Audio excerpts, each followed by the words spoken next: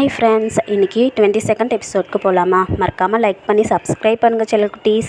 வாங்க நாவலுக்குள்ளார போகலாம். தன் அறைக்கு வந்த அஜய் நன்கு அயர்ந்து தூங்கிவிட்டான். இரவு 1 மணி அளவில் திடுமென கண் விழித்தவனுக்கு நிலாவின் நினைவாக இருந்தது. ஐயோ, அவளுக்கு வேறு ஜுரமாக இருந்ததே, இப்போ எப்படி இருக்கான்னு தெரியல என யோசித்தவனுக்கு ஒரு முறை ஃபோன் செய்து கேட்டுவிட்டால் என்ன என்று தோன்றவும் அவளுக்கு ஃபோன் செய்தான். ஆனால் மொபைலில் சுத்தமாக டவர் இல்லை.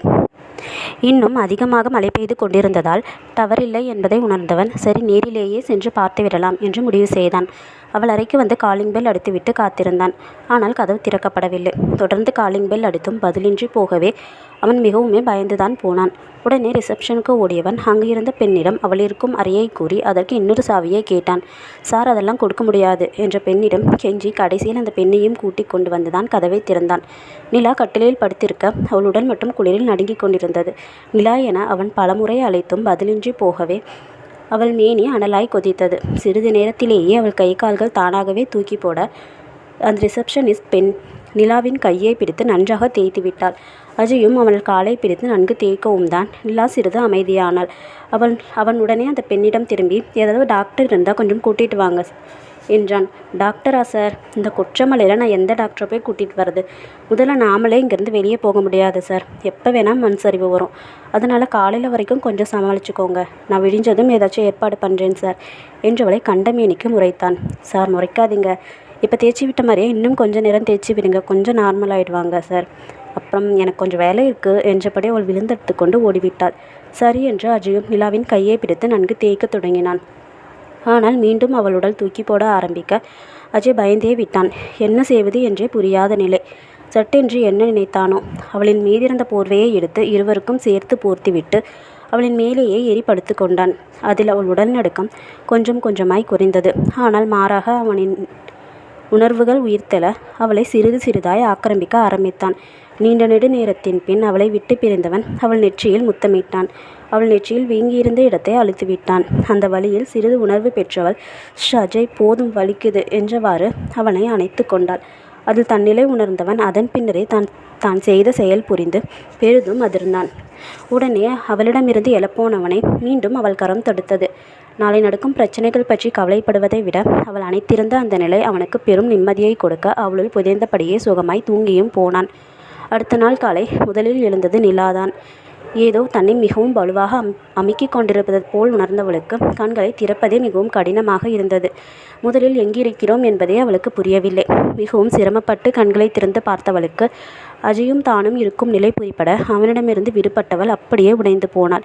நேற்று இரவு நடந்ததெல்லாம் மெல்லிய படலமாய் நினைவு வர அப்படியே பிரம்மை பிடித்தது போல் அமர்ந்து விட்டாள். வெகு நேரம் கழித்து எழுந்தவன் சோஃபாவில் அமர்ந்து எதையோ விரித்து பார்த்து கொண்டிருந்த நிலாவை கண்டு பயந்து போனான். அவளை என்ன சொல்லி சமாதானப்படுத்துவது என அவனுக்கு புரியவில்லை. தான் சொல்வதை அவள் கேட்பாளா என்றும் அவனுக்கு தெரியவில்லை. மெதுவாக அவள் அருகே சென்று அமர்ந்து அவள் முகத்தை தன்புறமாக திருப்பினான். நிலா, சாரி, நான் இப்படி நடக்கும்னு எதிர்பார்க்கலாமா என்று அவன் கூறிய வார்த்தைகளும் அவளிடம் எந்த எதிரொலியும் இல்லை. நான் உடனே வீட்டில் பேசி நம்ம கல்யாணத்துக்கு ஏற்பாடு பண்ணுறேன் என்றவுடன் அவள் உடைந்து அழ ஆரம்பிக்க அவள் தலையை தன் நெஞ்சில் சாய்த்து கொண்டான். மிக நேரம் அழுதவள் ஒரு வழியாய் சமாதானமாகி அவனிடம் இருந்து பிரிந்தாள். ஆனால் நீங்கள் தான் வேறு பொண்ணை லவ் பண்ணுறீங்களே அஜய்? அதெல்லாம் சும்மா சொன்னது. நான் என் கண்ணம்மாவை தவிர வேறு யாரையும் லவ் பண்ண மாட்டேன் என்றவனை நம்பாத பார்வை பார்த்தாள் அவள். நான் வேணா உனக்கு ப்ரூவ் பண்ணவா? எப்படி ப்ரூவ் பண்ணுவீங்க? இப்படி தான் என்றவாறு அவளை இழுத்து அவளது உதடுகளில் மென்மையாக முத்தமிட ஆரம்பித்தான். அதில் அவளும் உருகி தொலைந்துதான் போனாள். வெகு நேரம் கழித்து மூச்சுக்காற்றிற்காக அவனிடம் இருந்து பிரிந்தவள் அவன் கண்களில் வழிந்த தாபம் அடுத்து என்ன நடக்கக்கூடும் என அவளுக்கு அப்பட்டமாக காட்டியது. அதில் அதிர்ந்தவள் தன்னுள் புதைந்து கொண்டிருந்தவனை வலுக்கட்டாயமாக பிரித்து தூர நிறுத்தினாள். அஜய், ப்ளீஸ், போதும், எனக்கு ரொம்ப குழப்பமாக இருக்குது. என்னை கொஞ்ச நேரம் விடுங்களேன். பெருமூச்சொன்றை வெளியேற்றிவிட்டு, சரி நிலா, நீ நல்லா யோசித்து நல்ல முடிவாக எடு என்று கூறிவிட்டு சென்று விட்டான் அஜய். வெகு நேரம் அந்த நிலையிலேயே அமர்ந்திருந்தவளுக்கு எந்த யோசனையுமே வரவில்லை. அவன் காதல் கொண்ட முகம் மட்டும் அவன் கண்களில் நிறைந்து நின்றது. வெகு நேரம் கழித்து வந்தவன் இன்னும் அவள் அந்த நிலையிலேயே இருப்பது கண்டு, நிலா, இன்னும் என்ன பண்ணுற? போய் ரெடி ஆகிட்டு வா, ஹாஸ்பிட்டலுக்கு போகலாம். வேணாம், நான் எங்கும் வரல. நான் முதல்ல ஊருக்கு போகணும் என்று கலங்கிய முகத்துடன் கூறியவளின் பக்கத்தில் அமர்ந்தவன், நிலா ப்ளீஸ், நான் பண்ணது தப்பு தான். என் மேலே கோபம் இருந்தால் 2 அடி கூட அடிச்சிரு. ஆனால் இப்படி எதையோ பறி கொடுத்த மாதிரி இருக்காதடா ப்ளீஸ். அவனின் வார்த்தையில் அவனை திரும்பி பார்த்தவள், சரி அஜய், நான் ரெடி ஆகிட்டு வரேன். நீங்கள் உங்கள் ரூமுக்கு போங்க. நீங்கள் அங்கே போய் வெயிட் பண்ணுங்கள். ஓகே நிலா என்று அவன் சென்றுவிட 1/2 மணி நேரத்தில் இருவரும் ஹாஸ்பிட்டலுக்கு கிளம்பினார்கள். அவளை பரிசோதித்த டாக்டர் அவள் மிகவும் வீக்காக இருப்பதாக கூறி குளுக்கோஸ் வைத்து அவர்கள் மீண்டும் ஹோட்டலுக்கு வந்து சேர மதியத்திற்கு மேல் ஆகியிருந்தது. காரிலேயே அசந்து தூங்கியவளை எழுப்பி அவள் அறைக்கு கொண்டு சென்று படுக்க வைத்தவன் அவளும் அவன் கூடவே படுத்து தூங்கிவிட்டான். அவ்வளவுதான். மாலையில் எழுந்த நிலா அவன் மீண்டும் தன்னுடன் படுத்திருப்பது கண்டு கோபத்தின் உச்சிக்கே சென்று விட்டாள்.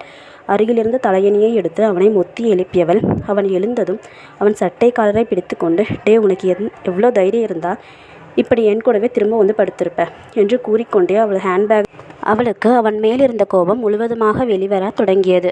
அவள் கைவலிக்கும் வரை அவனை அடித்தவள் அத்தனை அடியையும் வாங்கி கொண்டு அமைதியாக நின்றவனை கண்டு இன்னும் கோபம் கொண்டாள். அஜய், போதும், இத்தோட எல்லாத்தையும் முடிச்சுக்குவோம். இதுக்கப்புறமும் என் பின்னாடி லவ்வு கிவனு சுற்றிட்டு இருந்தீங்கன்னா நீங்கள் என்னை ரேப் பண்ணிட்டீங்கன்னு சொல்லி போலீஸில் கம்ப்ளைண்ட் பண்ணிடுவேன். ஒழுங்கு மரியாதையாக ஓடிடு என்று அவள் சொன்னதற்கு அவன் அசையாமல் நிற்கவும் அவள் அப்படியே உடைந்து கட்டிலேயே மிகவும் அமர்ந்து விட்டாள். அஜய், ப்ளீஸ், என்னை எதுக்கு இப்படி கொள்றீங்க? நான் என்ன சொன்னாதான் நீங்கள் என்னை விட்டு போவீங்க? அது இந்த ஜென்மத்தில் நடக்காது பேபி என்றவனை முறைத்து பார்த்தான் அவன். நீ எவ்வளவு முறைச்சாலும் இனிமேல் என் கூட தான் வாழ்ந்தாகணும். உனக்கு வேறு வழியே இல்லை. ஸோ தேவையில்லாமல் எதையாவது யோசனை பண்ணி என் மேலே கோபப்படாத, ஓகேவா என்று கூறி சென்றவனையே இமைக்காமல் பார்த்து கொண்டிருந்தாள் நிலா. ஓகே ஃப்ரெண்ட்ஸ், பாய். லைக் பண்ணி கமெண்ட் பண்ணுங்கள், சப்ஸ்கிரைப் பண்ணுங்கள் கைஸ்.